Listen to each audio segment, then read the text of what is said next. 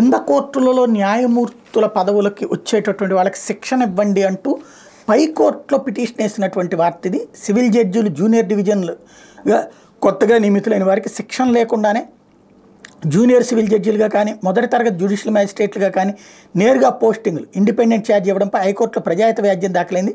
కనీసం ఏడాది శిక్షణ తర్వాత ఈ జడ్జీలుగా పోస్టింగులు ఇచ్చేలా ఆదేశించాలని కోరుతూ హైకోర్టు న్యాయవాది తాండవ్ యోగేష్ ఈ వ్యాజ్యాన్ని దాఖలు చేశారు. న్యాయశాఖ కార్యదర్శి high court registrar general registrar vigilance AP judicial academy డైరెక్టర్ను వ్యాజ్యంలో ప్రతివాదులుగా పేర్కొన్నారు. 2020, 21, 22లో ఇచ్చిన నోటిఫికేషన్లను అనుసరించి ఎంపికైన సివిల్ జడ్జీలకు శిక్షణ లేకుండానే నేరుగా పోస్టింగ్లు ఇచ్చారని పిటిషన్లో పేర్కొన్నారు. జడ్జీలుగా బాధ్యతలు చేపట్టిన వారు సివిల్ క్రిమినల్ కేసుల విషయంలో బహుళ విధులు నిర్వర్తించాల్సి ఉంటుందన్నారు. అట్లాంటి వాటిపై జ్యుడిషియల్ అకాడమీలో జడ్జీలకు శిక్షణ అవసరమన్నారు.